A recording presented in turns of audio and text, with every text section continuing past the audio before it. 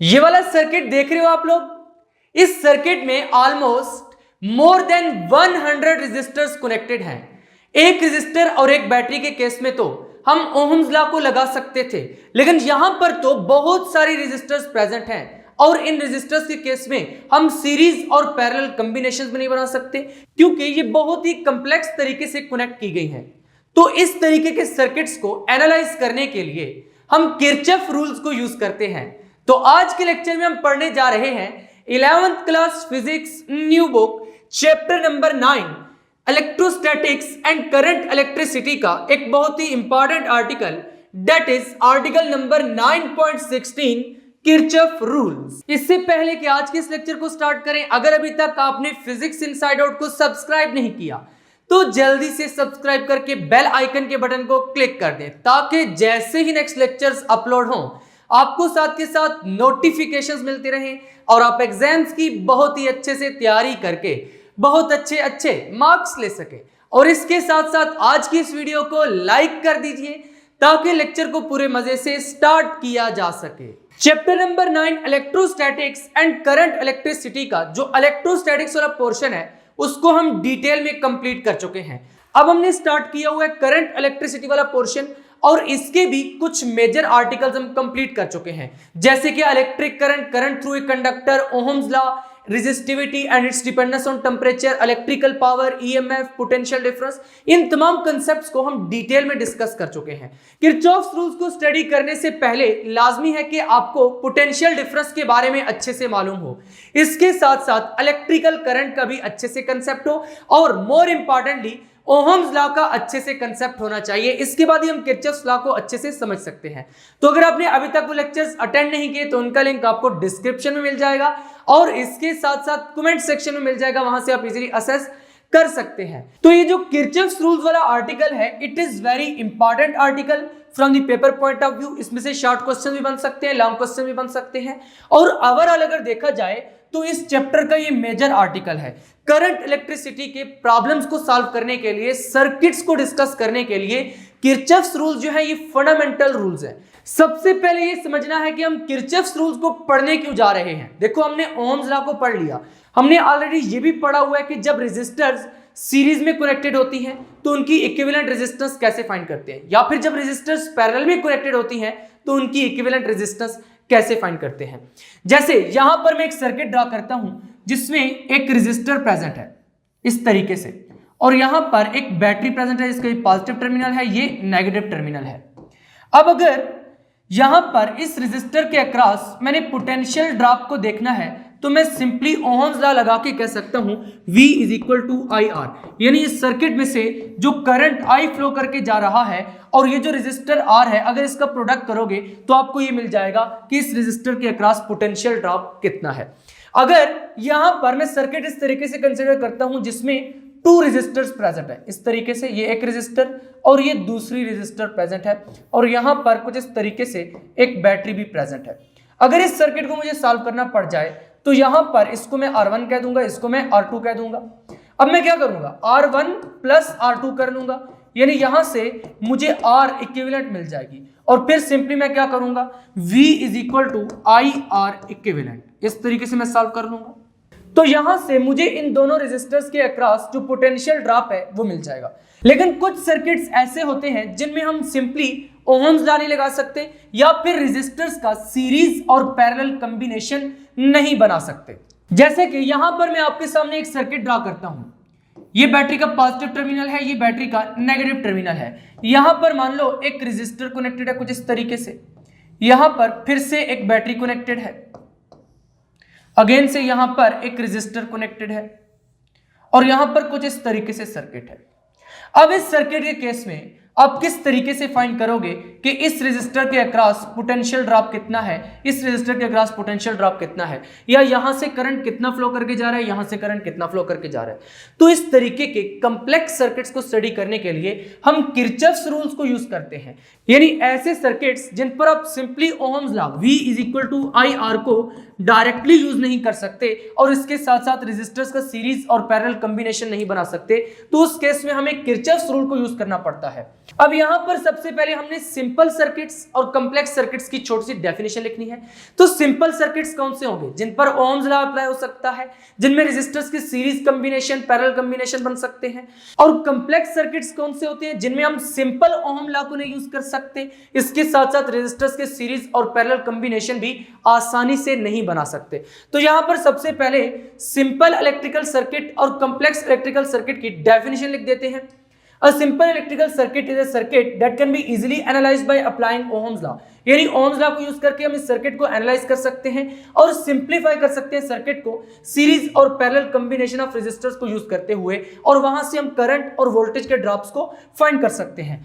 इसके साथ है कॉम्प्लेक्स इलेक्ट्रिकल सर्किट। तो कॉम्प्लेक्स इलेक्ट्रिकल सर्किट्स कौन से होते हैं? जिनमें सिंपली ओम्स लॉ को ना यूज किया जा सके, जैसे V = IR, सिंपली आप V = IR लगाकर कैलकुलेशंस कंप्लीट नहीं कर सकते, सर्किट को एनालाइज नहीं कर सकते, और रेजिस्टर्स के सीरीज और पैरेलल कॉम्बिनेशंस भी आसानी से नहीं बना सकते। तो यही बात लिखी है, एक complex electrical circuit is a circuit that can not be simplified using Ohm's law और सिंपल सीरीज और parallel combination.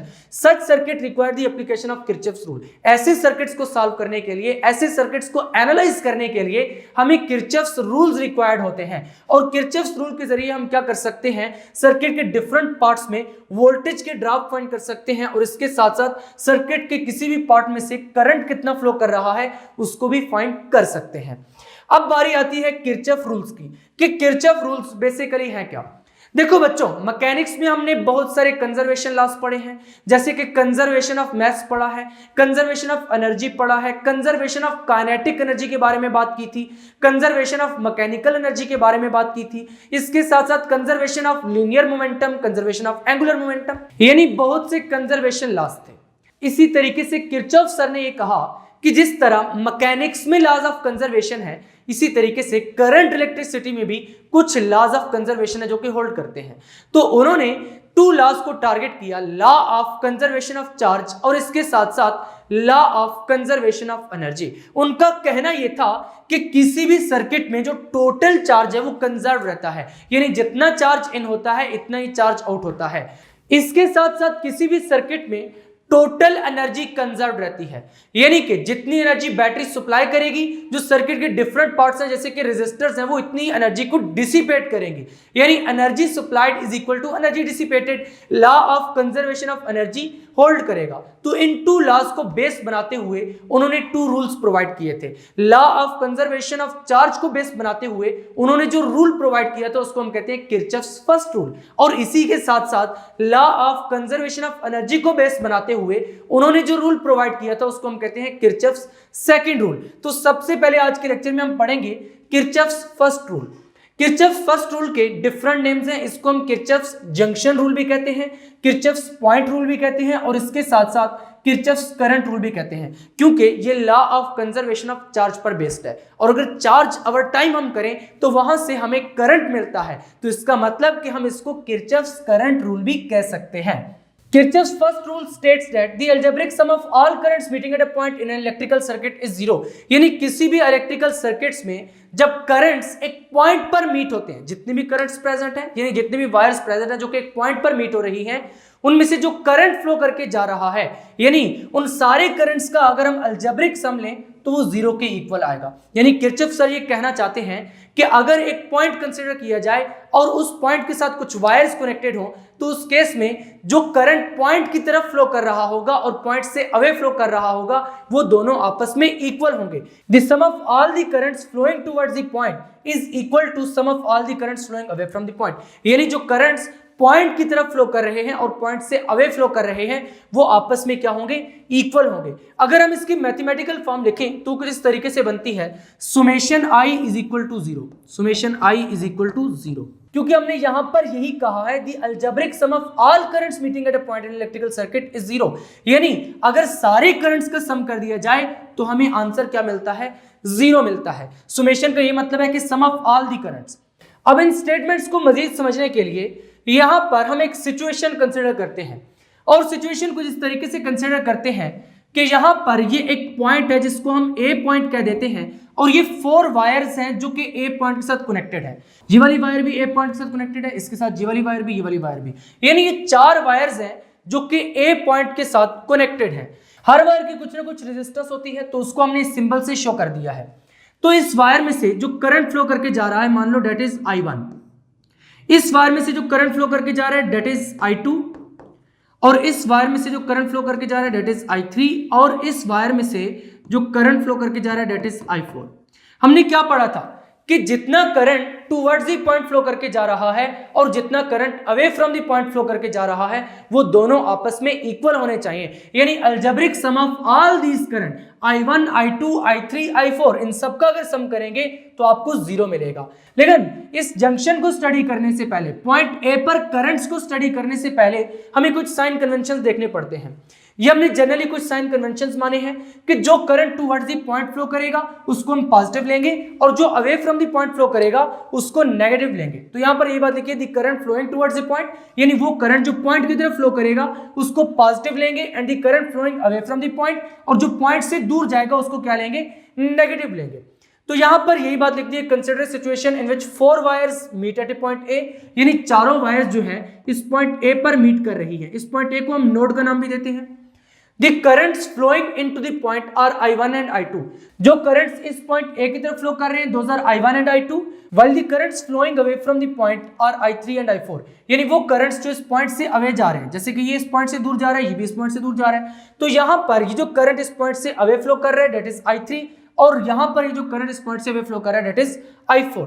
According to sign convention जो कि अभी हमने पढ़ी है, उसमें क्या है कि जो करंट्स इनवर्ड फ्लो करेंगे टुवर्ड्स द पॉइंट वो पॉजिटिव होंगे, और जो away from the point flow करेंगे वो नेगेटिव होंगे।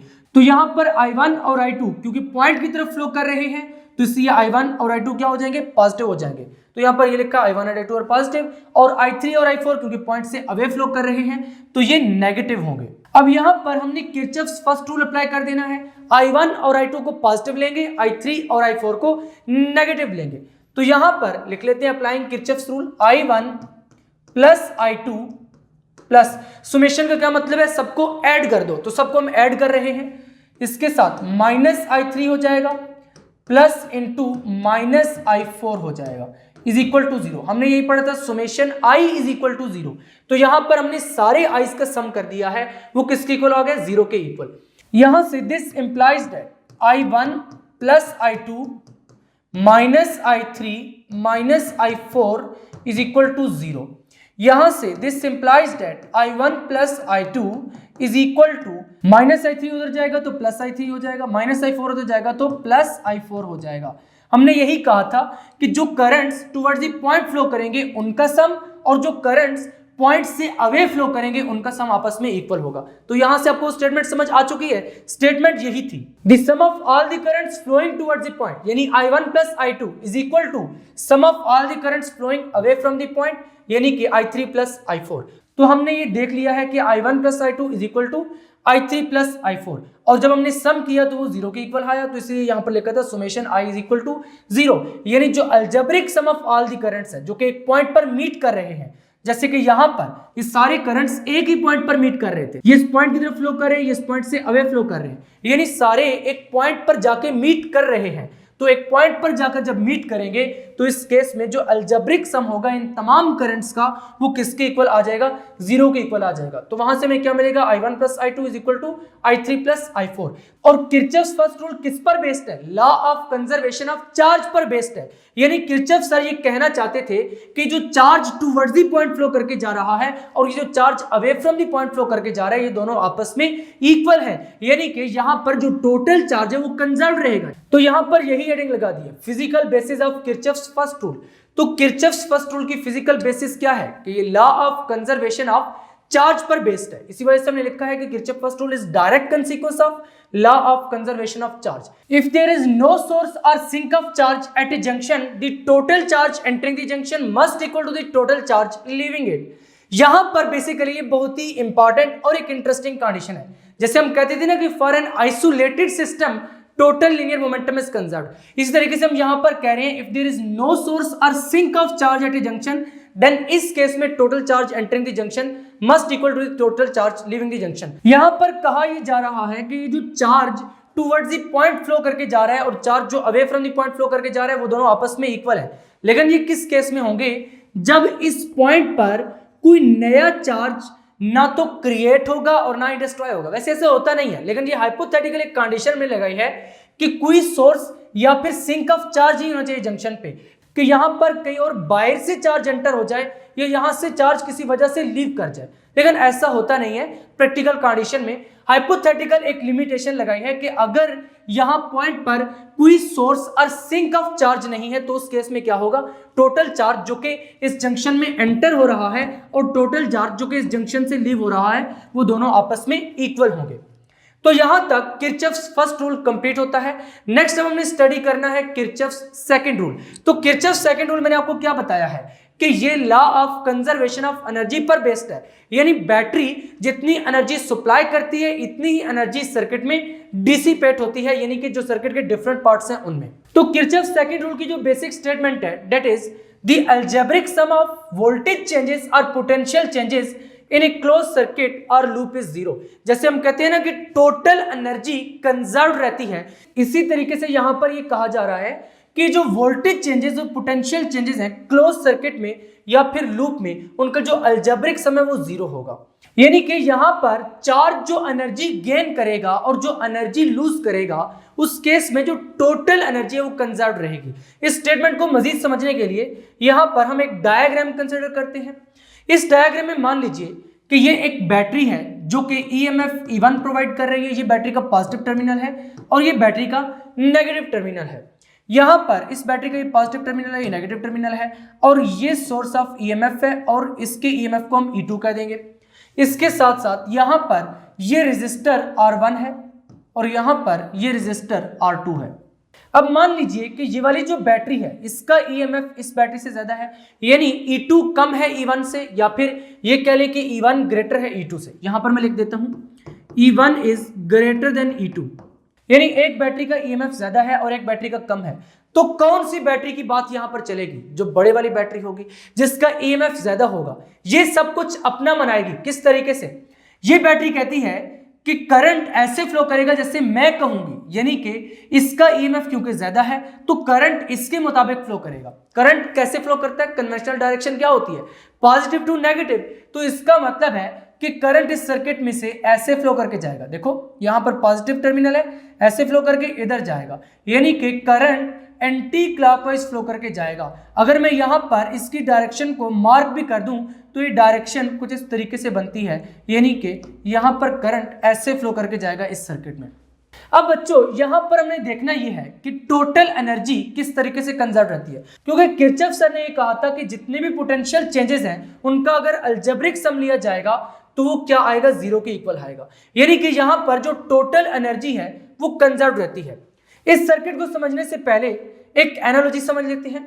यहां पर कंसिडर कर लीजिए कि जो बैटरी है वो एक बैंक है। बैटरी को क्या कंसिडर कर लीजिए, एक बैंक कंसिडर कर लीजिए। और इसके साथ यहां पर ये जो हमने एक रेजिस्टर कनेक्ट कर रखी है इसको आप एक शार्प कंसिडर कर लीजिए। क्या कंसिडर कर लीजिए, एक शार्प कंसिडर कर लीजिए, यानी कि एक दुकान कंसिडर कर लीजिए। इसके साथ हमने यहां पर अगेन से एक बैंक कनेक्ट किया हुआ है, तो यहां पर फिर से एक बैंक कनेक्ट कर दीजिए। This is bank. बैंक के बाद नेक्स्ट क्या है, यहां पर अगेन से एक शार्प है, तो यहां पर फिर से आप एक शार्प कंसिडर कर लीजिए और इसको इस तरीके से आप क्लोज लूप कर दीजिए। मान लो कि आप इस पॉइंट पर प्रेजेंट हो, पहले इस पॉइंट पर, और आपके पास 1000 रुपीज है, यानी आपकी पॉकेट में 1000 रुपीज है। इसके बाद आप बैंक में जाते हो और बैंक में से कुछ रुपीज आप लेते हो। मान लो कि यहां पर बैंक में से आप 4000 रुपीज बैंक वालों से लेते हो। मान लो इसके बाद आप एक शॉप पर जाते हो। अब शॉप वाले से आप कुछ आइटम्स खरीदेंगे। जब आइटम्स खरीदेंगे तो उसको रुपीज देंगे या लेंगे, शॉप वाले को आप कुछ रुपीज देंगे, तो इसका मतलब है कि शॉप पे जाएंगे तो वहां पर कुछ रुपीज माइनस हो जाएंगे। लेट्स से आपने कुछ आइटम्स खरीदे जिनकी प्राइस 1000 बनती है, तो यहां पर 1000 रुपीज माइनस हो जाएंगे। अब लेट्स से आप अगेन से बैंक में जाते हो। बैंक में से पैसे निकलवाए भी जा सकते हैं, डिपॉजिट भी किए जा सकते हैं। मान लो कि इस बैंक में जाकर आप कुछ डिपॉजिट कर देते हो, 2000 रुपीज आप इस बैंक में डिपॉजिट कर देते हो। कितने, 2000 रुपीज आप इस बैंक में डिपॉजिट करते हो। फिर आपसे कितने चले गए, -2000 हो गए इसमें से, क्योंकि आपने यहां से 4000 रुपीज दिए थे, आपने 1000 इधर लगा दिए, 2000 इस बैंक में डिपॉजिट कर दिए। अब अगेन से आप एक शॉप पर जाते हो और फिर से कुछ आइटम्स खरीदते हो और 1000 इस शॉप वाले को पे कर देते हो, -1000। तो इसका मतलब कि बैंक से आपने 4000 रुपीज दिए थे, इनको जरा ऐड करो, 1000 2000 फिर से 1000 4000 माइनस 4000। जब आप यहां पर प्रेजेंट थे तो आपके पास टोटल कितने रुपीस थे? 5000। आपके पास टोटल 5000 रुपीज प्रेजेंट थे। लेकिन जब यहां से आप वापस जा रहे होंगे इस तरफ तो आपके पास कितने रुपीस प्रेजेंट होंगे? माइनस 4000 हो चुके हैं, यानी 4000 आपने दे दिए हैं, तो यहां पे अगेन से आपके पास 1000 रुपीज रह जाएंगे। जब आप चले थे तब भी आपके पास 1000 रुपीज थे, जब आप वापस आए हैं फिर भी आपके पास 1000 रुपीज है। तो इसका मतलब कि इस पूरे लूप में जो आपकी पॉकेट में रुपीस थे उनमें कोई चेंज नहीं आया। तो इसी तरीके से बच्चों यहां पर जो चार्ज है वो जब यहां से मूव करना स्टार्ट करेगा, यहां से मूव करते करते वापस पहुंचेगा, जो एनर्जी उसकी यहां पर थी मूव करके सारा चक्कर लगा के यहां पर वापस आएगा, तो अगेन से उसके पास इतनी ही एनर्जी होगी। यानी यहां पर जो चार्ज के पास पहले एनर्जी थी और पूरा सर्किट में लूप कंप्लीट करने के बाद जो चार्ज के पास बाद में एनर्जी है डेट इज इक्वल, यानी जो टोटल एनर्जी है इस क्लोज लूप में डेट इज कंजर्व्ड। तो किरचॉफ सर ने भी यही कहा था कि यहां पर जो एनर्जी है वो कंजर्व्ड रहेगी, चार्ज के पास जो एनर्जी है वो कंजर्व्ड रहेगी। इसी वजह से ये वाला जो रूल है ये law of conservation of energy पर बेस्ड है। अब हम अपनी इस डायग्राम को समझ लेते हैं कि कैसे यहां पर चार्ज मूव करना स्टार्ट करेगा, कैसे चार्ज एनर्जी गेन करेगा, कैसे चार्ज एनर्जी लूज करेगा। तो consider a close circuit consisting of two cells. एक सर्किट कंसिडर कीजिए जिसमें यहां पर ये एक सेल है, ये दूसरा सेल है। इस सेल का ईएमएफ कितना है? E1 और इस सेल का ईएमएफ कितना है? E2। और इस सर्किट में 2 रेजिस्टर्स भी प्रेजेंट है, एक रेजिस्टर है R1 और एक है R2। यानी पहली रेजिस्टर की रेजिस्टेंस कितनी है? R1 और इसकी रेजिस्टेंस कितनी है? R2। इनको हमने इस फिगर में शो कर दिया है। यहां पर मैं आपको बता चुका हूं कि E1 ग्रेटर देन E2 है, तो करंट किधर फ्लो करेगा? E1 वाली डायरेक्शन में फ्लो करेगा, यानी जिधर E1 चाहेगा करंट उधर फ्लो करेगा। ये वाली बैटरी इसके मुताबिक करंट फ्लो करेगा पॉजिटिव से नेगेटिव की तरफ। अब यहां पर बहुत से बच्चे इस लूप की वजह से कंफ्यूज हो जाते हैं, तो मैं बच्चों को सजेस्ट करता हूं कि आप लेड पेंसिल से एक और लूप ड्रा कर लिया करें जो कि रफ सा लूप होगा इस तरीके से। मान लो यहां पर मैं एक लूप ड्रा कर लेता हूं कुछ इस तरीके से। यह आपने नीट डायग्राम में नहीं ड्रा करना, ना ही पेपर में ड्रा करना है, बस अपने समझने के लिए आपने ये वाला लूप ड्रा कर लेना है। हमने क्या कहा है कि करंट कैसे फ्लो कर रहा है? ऐसे फ्लो कर रहा है एंटी क्लॉकवाइज, यानी ऐसे फ्लो कर रहा है, ऐसे फ्लो करके जा रहा है, ऐसे फ्लो करके जा रहा है, ऐसे फ्लो करके जा रहा है, ऐसे फ्लो करके जा रहा है, फिर ऐसे फ्लो करके जा रहा है, ऐसे ऐसे। यहां पर हमने करंट की सारी डायरेक्शन मार्क कर ली है। अब देखो बच्चों यहां पर चार्ज किधर जा रहा है? मान लो यहां पर चार्ज प्रेजेंट था, चार्ज ने मूव करना स्टार्ट किया, ये बैटरी चार्ज को एनर्जी सप्लाई करेगी और चार्ज लोअर पोटेंशियल से हायर पोटेंशियल पे जाएगा, क्योंकि नेगेटिव को हम लो पोटेंशियल मानते हैं, पॉजिटिव को हाई पोटेंशियल मानते हैं, जैसे कि लास्ट लेक्चर में हम कहते रहे हैं।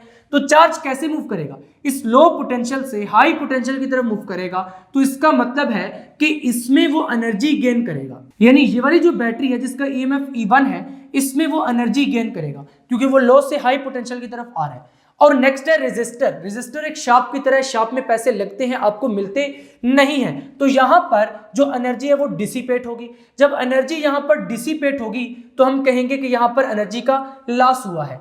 अगेन से चार्ज फिर इधर आएगा, इस तरफ आएगा। अब यहां पर देखो चार्ज किधर मूव करके जा रहे हैं? इस तरफ मूव करके जा रहे हैं। यहां पर पॉजिटिव हाई पोटेंशियल है, नेगेटिव लो पोटेंशियल है, यानी इस बैंक में पैसे फिर से डिपॉजिट हो रहे हैं। यानी कि यहां पर चार्ज हाई पोटेंशियल से लो पोटेंशियल की तरफ आ रहा है, तो एनर्जी क्या करेगा? लूज करेगा। अब इसके बाद यहां पर इस रेजिस्टर में से मूव करेगा, रेजिस्टर में से फिर मूव करेगा, तो एनर्जी लॉस होगा। यानी कि यहां पर उसने एनर्जी गेन की थी जब लो से हाई की तरफ गया था, यहां पर भी एनर्जी का लॉस हुआ है, यहां पर भी लॉस हुआ है क्योंकि हाई से लो आया है, यहां पर भी लॉस हुआ है। अगेन से जब चार्ज मूव करके वापस यहां पर पहुंचेगा तो उसके पास इतनी ही एनर्जी होगी जितने के यहां पर स्टार्ट करने से पहले थी। यानी कि इस पूरे सर्किट में, इस पूरे लूप में जो टोटल एनर्जी है वो कंजर्व रही है। यहां से चार्ज ने मूव करना स्टार्ट किया, एनर्जी गेन की, लूज की, फिर से लूज की, फिर से लूज की, लेकिन अगेन से जब यहां पर पहुंचेगा तो उसके पास वापस इतनी ही एनर्जी रह जाएगी जितने के पहले थी। अब हमने यहां पर एक एनर्जी इक्वेशन बनानी है कि यहां पर कितनी एनर्जी उसने गेन की है, फिर यहां पर कितनी एनर्जी लूज की है, यहां पर कितनी एनर्जी लूज की है, यहां पर कितनी एनर्जी लूज की है। इसी के बारे में आपकी बुक में एक पूरा पैराग्राफ लिखा गया है और वो पैराग्राफ पढ़ने से स्टूडेंट्स अक्सर घबराते हैं कि इतना लंबा पैराग्राफ हम कैसे याद करें, लेकिन यहां पर वो वाला पैराग्राफ मैंने आपके लिए बहुत ही आसान बना दिया है। तो चलिए उस पैराग्राफ को भी देख लेते हैं। The direction of current in the circuit depends on the cell having the greater EMF. यानी यहां पर करंट की डायरेक्शन किधर होगी? उस सेल के मुताबिक होगी जिसका ईएमएफ ग्रेटर होगा। इसका ईएमएफ ग्रेटर था तो हमने ये कहा कि करंट इसके मुताबिक फ्लो करेगा, पॉजिटिव टू नेगेटिव फ्लो करेगा, यानी ये वाली डायरेक्शन रहेगी। और ये डायरेक्शन कैसे बन रही है, एंटी क्लॉकवाइज बन रही है।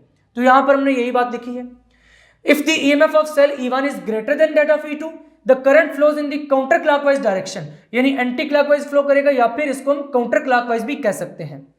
Steady current means that positive charges flow continuously through the circuit, यानी यहां पर एक स्टेडी करंट फ्लो कर रहा है और पॉजिटिव चार्जेस इस तरीके से फ्लो करके जा रहे हैं, यानी यहां से इस तरीके से पॉजिटिव चार्जेस फ्लो कर रहे हैं इस सर्किट में और एक स्टेडी करंट उन्होंने मेंटेन करके रखा हुआ है। The potential difference between two points is defined as the work done per unit positive charge, यानी कि यहां पर अगर हमने इस रेजिस्टर के 2 पॉइंट्स के क्रॉस पोटेंशियल डिफरेंस की बात करनी है तो क्या कहेंगे कि कितनी एनर्जी चार्ज ने लूज किया इस रेजिस्टेंस में, यानी कितना वर्क डन किया है पर यूनिट चार्ज इस रेजिस्टेंस में। यहां पर ये एनर्जी सप्लाई कर रही थी तो इसने कितनी एनर्जी सप्लाई की है पर यूनिट चार्ज, यानी इस बैटरी ने एक यूनिट चार्ज पे कितना वर्क डन किया है, फिर चार्ज रेजिस्टर से पास करेगा, उस यूनिट चार्ज ने रेजिस्टर में कितना वर्क डन किया है जिसकी वजह से उसकी एनर्जी लूज हुई है, अगेन से यहां पर आएगा, फिर कितना वर्क डन हुआ है इसकी वजह से एनर्जी लूज हुई है, यहां पर जस्ट एनर्जी गेन हो रही है, फिर हर तरफ लूज हो रही है। तो इसका मतलब है कि अगर हमने इन 2 पॉइंट्स के अक्रॉस पोटेंशियल डिफरेंस की बात करनी है तो हम ये कहेंगे कि कितनी एनर्जी गेन की है उस चार्ज ने। यहां पर इस रेजिस्टर के 2 पॉइंट्स के क्रॉस अगर हमने पोटेंशियल डिफरेंस की बात करनी है तो हम ये कहेंगे कि कितनी एनर्जी उस चार्ज ने लूज किया। जनरली हम पोटेंशियल डिफरेंस को क्या कहते हैं, delta V is equal to W/Q, यही रिलेशन हमने इस चैप्टर में पढ़ा था। या फिर सिंपली पोटेंशियल की बात करेंगे तो W/Q, या फिर हम ऐसे भी कह सकते हैं V is equal to U/Q, यानी एनर्जी गेन्ड और लॉस्ट पर यूनिट चार्ज। तो यहां पर यही बात हमने की है कि इसको ऐसे भी डिफाइन कर सकते हैं, work done per unit charge, या फिर एनर्जी गेन्ड और lost by the charge while moving from one point to another point. When a positive charge Q due to the current I passes through the cell E1 from low to high potential, क्योंकि arrow किधर है, इस side पर है, यानी कि लो potential से high potential की तरफ जा रहा है। तो जब पॉजिटिव चार्ज लो पोटेंशियल से हाई पोटेंशियल की तरफ जाएगा तो वो एनर्जी गेन करेगा, यानी इस बैटरी ने उसको एनर्जी सप्लाई की है। तो यहां पर हमने यही बात की है कि वो एनर्जी गेन करेगा। अब वो कितनी एनर्जी गेन करेगा, energy gain by the charge from cell E1, यानी इस सेल E1 में जब चार्ज लो पोटेंशियल से हाई पोटेंशियल की तरफ मूव करेगा तो कितनी एनर्जी गेन करेगा। देखो पोटेंशियल का क्या रिलेशन है, V is equal to U/Q। यहां पर क्योंकि इस सेल का ईएमएफ E1 है तो मैं क्या कह दूंगा, E1 is equal to energy per unit charge है तो एनर्जी को U ही कह दीजिए, डिवाइडेड बाय यहां पर जो चार्ज है उसको मैं कैपिटल Q कंसीडर कर लेता हूं। तो यहां से अगर मैं एनर्जी निकालूंगा E1Q बन जाएगा, यानी यहां पर जो चार्ज एनर्जी गेन करेगा वो E1Q के इक्वल होगी। तो मैं इसी बात को लिख देता हूं, energy gain by the charge from cell E1 is equal to E1Q। Next अब क्या होगा, ये चार्ज इस रेजिस्टर में से पास करेगा, इस सेल में से पास करेगा। पहले इस सेल की बात कर लेते हैं। देखो जब ये इस सेल में से पास करेगा जिसका ईएमएफ E2 है तो उस केस में ये एनर्जी क्या कर रहा है, लूज कर रहा है, क्योंकि हाई पोटेंशियल से लो पोटेंशियल की तरफ आ रहा है। यहां पर ये जो एनर्जी लूज करेगा वो किसकी इक्वल हो जाएगी, U is equal to E2Q की इक्वल हो जाएगी, क्योंकि यहां पर ईएमएफ E2 है और चार्ज Q है। अब एनर्जी लूज कर रहा है तो यहां पर साथ में नेगेटिव का साइन आ जाएगा, माइनस का साइन आ जाएगा। तो इसी बात को हम यहां पर लिख देते हैं, when the same charge passes through the second cell E2 it moves from higher potential to lower potential, यानी ये हाई पोटेंशियल से लो पोटेंशियल की तरफ आ रहा है, पॉजिटिव से नेगेटिव की तरफ आ रहा है, हाई पोटेंशियल से लो पोटेंशियल की तरफ आ रहा है। तो इस केस में एनर्जी लूज होगी, और कितनी एनर्जी लूज होगी, energy lost by the charge in E2 is equal to minus E2Q, इतनी एनर्जी लास्ट हो जाएगी। While passing through the resistor R1, जब ये चार्ज इस रेजिस्टर R1 में से पास करेगा तो ये एनर्जी क्या करेगा, लूज करेगा। कितनी एनर्जी लूज करेगा उसको हमने लिखना है। देखो एनर्जी लॉस को फाइंड करने के लिए हमें यहां पर पहले इस रेजिस्टर के क्रॉस पोटेंशियल डिफरेंस को डिस्कस करना पड़ेगा, यानी जो पोटेंशियल ड्रॉप है उसको डिस्कस करना पड़ेगा। उसको लिखने के लिए हम कौन सा लॉ यूज करेंगे, ओम्स लॉ यूज करेंगे। तो यहां पर ओम्स लॉ क्या होता है, V is equal to IR, resistor कौन सी है, R1 है, तो इसको R1 कह दीजिए। अब क्योंकि हमने एनर्जी लिखनी है तो इस V को हम क्या लिखेंगे, U/Q, यानी energy lost per unit charge, यहां पर एनर्जी का लॉस हो रहा था तो energy loss per unit charge is equal to IR1। क्योंकि एनर्जी का लॉस हुआ है तो यहां पर हमें क्या लगाना पड़ेगा, माइनस लगाना पड़ेगा। तो यहां पर माइनस सीधे सीधे लगा देते हैं, इस साइड पर लगाएं, इस साइड पर लगाएं, एक ही बात है। U is equal to minus IR1 into Q हो जाएगा। दिस इज, इतनी एनर्जी का लॉस हुआ है इस रेजिस्टर R1 में। तो यहां पर हम यही बात लिख देंगे minus I R1Q, energy lost in resistor R1 minus I R1 into Q, where IR1 is the potential difference across the resistor R1, यानी यहां पर रेजिस्टर R1 के अक्रॉस जो पोटेंशियल ड्रॉप हुआ है उसको हमने फाइंड भी किया था, V is equal to IR1। तो इसी बात को हमने यहां पर लिखा है where IR1 is the potential difference across the resistor R1। The negative sign indicates that the charge moves from high to low potential। ये नेगेटिव साइन क्या इंडिकेट कर रहा है कि चार्ज हाई से लो पोटेंशियल की तरफ मूव कर रहा है। देखो यहां पर ये टर्मिनल हाई पोटेंशियल वाला था, ये करंट की हमने डायरेक्शन कंसीडर किया, तो रेजिस्टर में से भी इसी डायरेक्शन में करंट फ्लो कर रहा है, तो इसी वजह से हमने साइन नेगेटिव लगाया है कि चार्ज हाई पोटेंशियल से लो पोटेंशियल की तरफ मूव कर रहा है। अब हमने यहां पर इस E1 की बात कर ली है, इस R1 की बात भी कर ली है, E2 की बात भी कर ली है। अब हमने बात करनी है इस R2 की। जब ये चार्ज R2 से पास करेगा तो उस केस में क्या हो जाएगा, यहां पर भी एनर्जी का लॉस होगा, और यहां पर एनर्जी का लॉस कितना होगा, देखो यहां पर हम लिख लेंगे U is equal to minus I R2Q। जैसे यहां पर लिखा था R1, इसी तरीके से यहां पर R2 आ जाएगा, क्योंकि यहां पर अगर आप पोटेंशियल डिफरेंस निकालेंगे इस R2 के अक्रॉस तो वो IR2 हो जाएगा, और जब आप V को U ओवर Q पुट करेंगे तो यहां से U किसके इक्वल हो जाएगा, IR2Q के, और क्योंकि एनर्जी का लॉस हुआ है तो साथ में माइनस आ जाएगा। तो यहां पर फिर हम यही बात लिख देते हैं, while passing to the resistor R2 the charge loses energy, energy lost in resistor R2। तो रेजिस्टर R2 में कितना एनर्जी का लॉस हुआ है, माइनस आई R2Q, तो लिख देते हैं माइनस आई R2Q। अब हमने इस सर्किट में ये जो चारों कंपोनेंट्स हैं इनमें जो एनर्जी का गेन और लॉस हुआ है उसको हमने लिख लिया, उसको हमने प्रॉपर्ली डिस्कस कर लिया है। अब हमने इस सारी एनर्जीज का सम निकालना है, क्योंकि हमने कहा है कि टोटल एनर्जी कंजर्व रहेगी। जब टोटल एनर्जी कंजर्व है तो इन तमाम कंपोनेंट्स में जब हम एनर्जी के गेन और लॉसेस को एड अप करेंगे, अलजेब्रिक सम करेंगे, तो हमारे पास जीरो के इक्वल आना चाहिए। तो इसी बात को हमने लिखा है, finally the charge returns to the negative terminal of the cell A1, यानी चार्ज यहीं से चलना स्टार्ट हुआ था, वापस यहीं पे आ जाएगा, उसके पास वापस से इतनी ही एनर्जी होगी जितनी की पहले थी, क्योंकि उसने लूप कंप्लीट कर लिया है। According to law of conservation of energy, the total change in energy in a close circuit must be zero, यानी यहां पर जो टोटल चेंज आया एनर्जी में वो जीरो होना चाहिए। जैसे यहां पर इस पॉइंट पे कुछ एनर्जी थी, जब घूम फिर के वापस से चार्ज इसी पॉइंट पे आया तो दोबारा से उसके पास इतनी एनर्जी है, जब पहले वाली एनर्जी बाद वाली एनर्जी सेम है तो चेंज क्या हो जाएगा, जीरो हो जाएगा। तो इसका मतलब कि यहां पर जो total change in energy close circuit में वो जीरो के इक्वल है। तो इन तमाम एनर्जी के गेन्स और लॉसेस को हम एड अप कर देते हैं। तो सबसे पहले हमने E1 की बात की थी, उसमें जो एनर्जी का गेन हुआ था वो कितना था, E1Q, तो लिख देते हैं E1Q।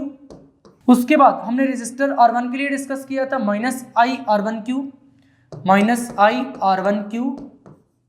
उसके बाद क्या प्रेजेंट था, एक और बैटरी प्रेजेंट थी E2 वाली, उसमें कितना लॉस हुआ है एनर्जी का, माइनस E2Q, तो लिख दीजिए माइनस E2Q।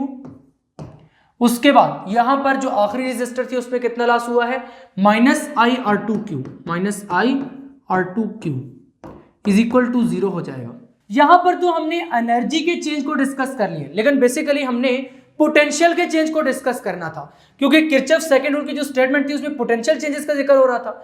तो यहां पर अगर हमने इससे पोटेंशियल के चेंज को लिखना है तो कैसे लिखेंगे, एनर्जी पर यूनिट चार्ज लिख लेंगे। तो इसका मतलब है कि हमें इस पूरी इक्वेशन को Q से डिवाइड करना पड़ेगा। उस पर्पस के लिए हम पहले Q को कॉमन ले लेते हैं, Q into E1 minus I R1 minus E2 minus I R2 is equal to zero.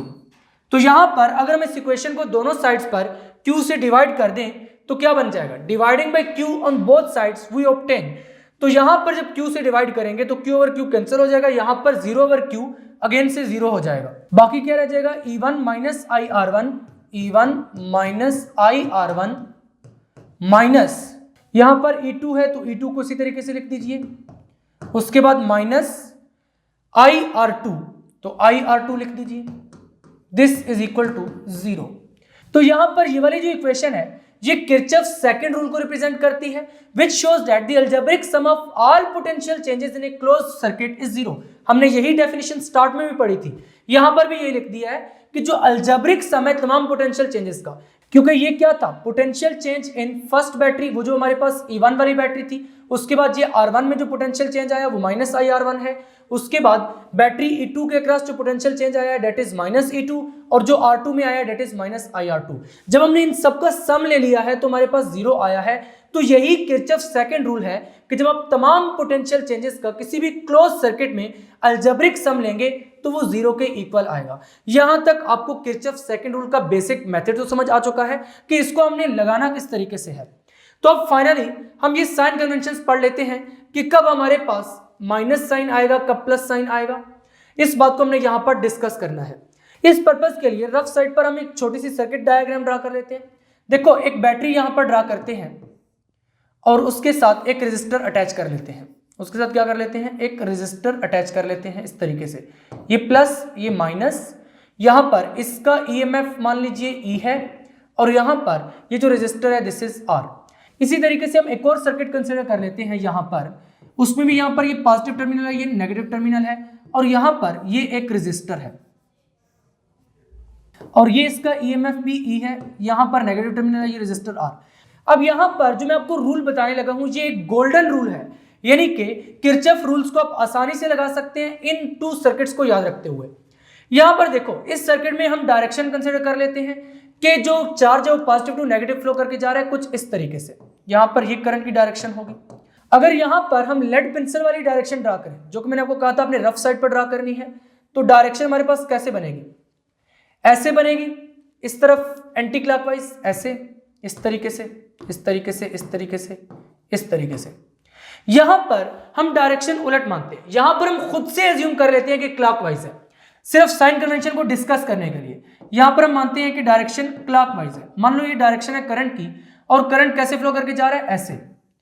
ये जस्ट रफ डायरेक्शन मैं यहां पर ड्रा करता हूं स्टूडेंट को समझाने के लिए, क्योंकि अगर इस तरीके से ना आप हर कंपोनेंट के अक्रॉस एरोज लगा लें तो आप इजीली डिटरमिन कर सकते हैं किसके साथ प्लस आएगा, किसके साथ माइनस आएगा। तो यहां पर डायरेक्शन हमारे पास कुछ इस तरीके से आ रही है, कुछ इस तरीके से आ रही है।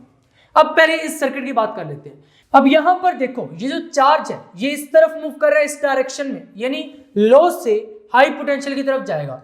तो यहां पर क्या होगा, एनर्जी गेन करेगा ये, तो उस केस में पोटेंशियल चेंज क्या होगा, पॉजिटिव होगा, यानी E पॉजिटिव वाला आएगा।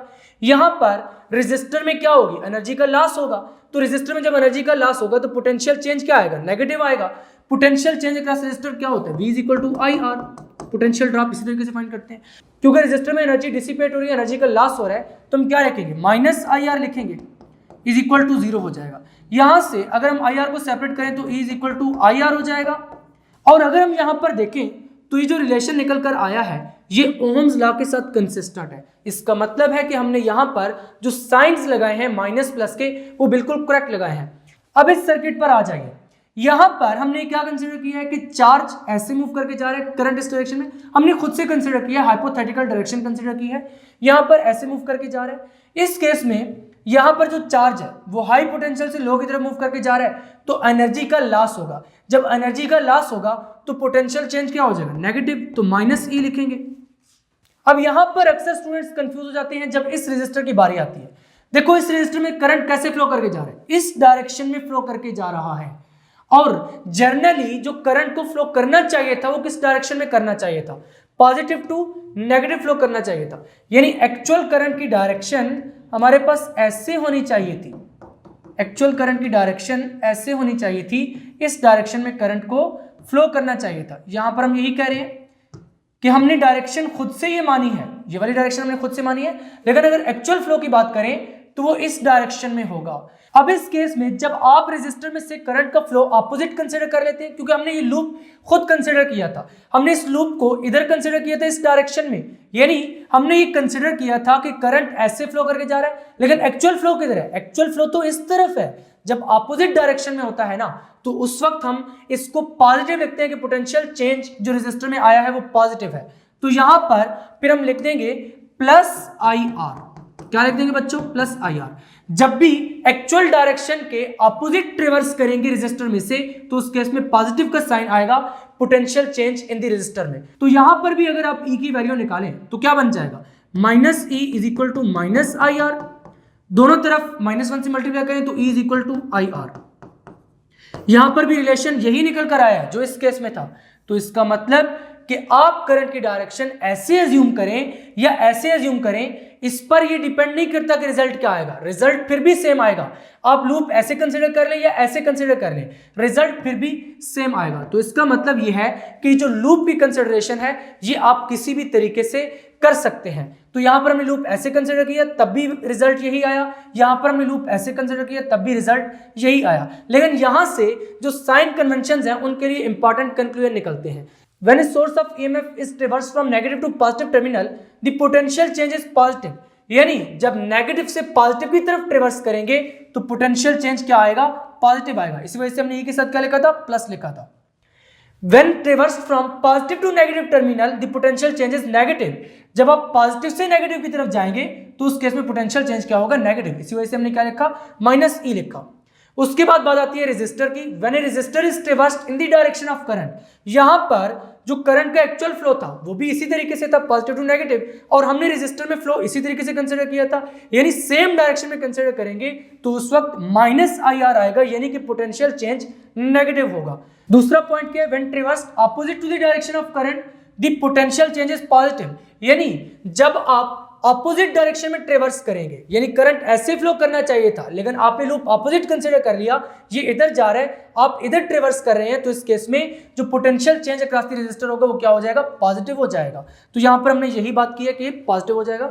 यहां पर बुक में एक छोटी सी मिस्टेक भी है, बुक में इस वाले केस को उसने पॉजिटिव कहा है और इस वाले केस को नेगेटिव कहा है, लेकिन जो एक्चुअल है वो ये वाला है। आपने नोट्स में इस तरीके से लिखना है, ये वाला केस नेगेटिव है और ये वाला केस पॉजिटिव है, जिस तरीके से आपको प्रॉपर्ली नोट्स में लिखवाया है। आपने नोट्स में इसी तरीके से प्रॉपर हेडिंग्स की फॉर्म में लिखना है, ताकि जब पेपर में लॉन्ग क्वेश्चन आ जाए और आप उसको हेडिंग्स की फॉर्म में अटेम्प्ट करें तो वहां पर आपको जबरदस्त मार्क्स मिल सके। तो यहां तक आपको साइन कन्वेंशंस के बारे में भी समझ आ चुका है और इन लूप्स की कहानी भी समझ आ चुकी है कि लूप्स किस तरीके से कंसिडर करने हैं। उसके बाद हम पढ़ने जा रहे हैं procedure of solution of circuit problems. यहां तक हमने किरचॉफ रूल्स तो पढ़ लिए हैं, लेकिन अब हमने कुछ जर्नल डिस्कस करना है कि हम किस तरीके से किरचॉफ रूल्स को अप्लाई करेंगे। तो किरचॉफ रूल्स को अप्लाई करने के लिए किसी प्रॉब्लम में आपने क्या करना है, सबसे पहले ड्रा दी सर्किट डायग्राम क्लियरली। अब सर्किट डायग्राम को बिल्कुल नीट एंड क्लीन तरीके से ड्रा कर दें। उसके बाद क्या करें, choose loops in such a way that each resistor is included at least once in selected loop. यानी आप सर्किट में करंट के लूप्स को इस तरीके से कंसिडर करें कि उसमें जितने भी रेजिस्टर प्रेजेंट है वो एक मर्तबा उस लूप में आ जाए। जैसे यहां पर एक ही रेजिस्टर प्रेजेंट थी और इस लूप में ये रेजिस्टर आ चुकी थी। अगर 2 3 4 5 रेजिस्टर प्रेजेंट हो तो उस केस में आपने लूप्स इस तरीके से ड्रा करने हैं ताकि तमाम रेजिस्टर्स लूप में आ जाएं। ये वाला जो पॉइंट है ये हमें व्हीटस्टोन ब्रिज वाले आर्टिकल में काम आएगा, क्योंकि वहां पर हमने एक से ज्यादा लूप्स ड्रा करने होते हैं। तो वहां पर आपको मजीद समझ आ जाएगा कि किस तरीके से हमने लूप्स में रेजिस्टर्स को इन्वॉल्व करना है। Assume the direction of current flow in each loop, यानी आप खुद से एक डायरेक्शन कंसीडर करना है। जिस तरह यहां पर मैंने ये वाली डायरेक्शन कंसीडर की थी, यहां पर ये वाली कंसीडर की थी, लेकिन आपने ज़हन में ये रखना है कि जब एक सर्किट में आप एक से ज्यादा लूप्स बना रहे हैं, यानी एक से ज्यादा लूप्स है, 3 लूप्स है, 4 लूप्स है, तो उस केस में तमाम लूप्स में आपने काउंटर क्लॉकवाइज देनी है या फिर क्लॉकवाइज। अगर एक लूप में आपने क्लॉकवाइज दिया है तो बाकी सब लूप्स में भी आपने क्लॉकवाइज देनी है। अगर एक लूप में आपने काउंटर क्लॉकवाइज दिया है तो बाकी तमाम लूप्स में भी आपने काउंटर क्लॉकवाइज ही लेनी है। तो यहां पर हमने यही बात लिखी है कि आप डायरेक्शन ऑफ करंट फ्लो को कंसीडर करें हर लूप में, और इस तरीके से कंसीडर करें कि या तो सब में क्लॉकवाइज कंसीडर करें या फिर सब में एंटी क्लॉकवाइज। ये वाला जो रूल है ये भी आगे चलकर व्हीटस्टोन ब्रिज वाले लेक्चर में हमें काम आएगा। वहां पर क्योंकि हमने एक से ज्यादा लूप्स कंसीडर करने हैं तो वहां पर हम इस रूल को फॉलो करते हुए ही उसको स्टडी करेंगे। नेक्स्ट पॉइंट क्या है, write an equation for each loop applying the following rules for voltage changes. The voltage change across any component is positive if traverse from low to high potential. यानी अगर लो से high की तरफ जाएंगे तो energy बढ़ेगी, तो वोल्टेज चेंज क्या हो जाएगा, पॉजिटिव। और अगर आप हाई से लो की तरफ आएंगे तो उस केस में एनर्जी कम होगी और वहां पर जो पोटेंशियल चेंज है वो नेगेटिव होगा। Solve these equations for unknown quantities. तो वहां से जो आपको लूप्स की इक्वेशंस मिल जाएंगी उनको आप सॉल्व कर लीजिए जनरल मेथड से, जैसे कि इक्वेटिंग कोएफिशिएंट है, जैसे कि सब्स्टिट्यूशन मेथड है। यानी कोई भी इक्वेशंस का मेथड लगाकर आप उन इक्वेशंस को सॉल्व कर लें और वहां से जो आपने रिक्वायर्ड वेरिएबल्स फाइंड करने हैं, रेजिस्टर की वैल्यू फाइंड करनी है, करंट की वैल्यू फाइंड करनी है, जिस भी वेरिएबल की आपने वैल्यू फाइंड करनी है वो आप वहां से फाइंड कर सकते हैं। फाइनली आज के लेक्चर में हमने किरचॉफ्स रूल्स के बारे में पढ़ा है। सबसे पहले किरचॉफ फर्स्ट रूल के बारे में पढ़ा है। उसमें हमने देखा कि जो किरचॉफ फर्स्ट रूल है ये law of conservation of charge पर बेस्ड है, और फिर हमने किरचॉफ सेकंड रूल को पढ़ा है। उसमें हमने देखा है कि ये law of conservation of energy पर बेस्ड है। अब ये जो दोनों रूल्स हैं ये मिलाकर एक लॉन्ग क्वेश्चन भी बनाया जा सकता है और इसके साथ साथ इनमें से शॉर्ट क्वेश्चन भी बन के आ सकते हैं। आपसे पूछा जा सकता है how Kirchhoff's first rule is manifestation of law of conservation of charge. इस तरीके का क्वेश्चन अक्सर आता रहता है, या फिर किरचॉफ्स सेकंड रूल में से भी इसी तरीके का शॉर्ट क्वेश्चन बन सकता है। तो फाइनली आज का लेक्चर यहीं पर एंड होता है। अगर अभी तक आपने फिजिक्स इनसाइड आउट को सब्सक्राइब नहीं किया तो जल्दी से सब्सक्राइब करके बेल आइकन के बटन को क्लिक कर दें, ताकि जैसे ही नेक्स्ट लेक्चर्स अपलोड हों आपको साथ के साथ नोटिफिकेशन मिलते रहें और आप एग्जाम्स की बहुत ही अच्छे से तैयारी करके बहुत अच्छे मार्क्स ले सकें। मिलेंगे नेक्स्ट लेक्चर में, तब तक के लिए अल्लाह हाफिज।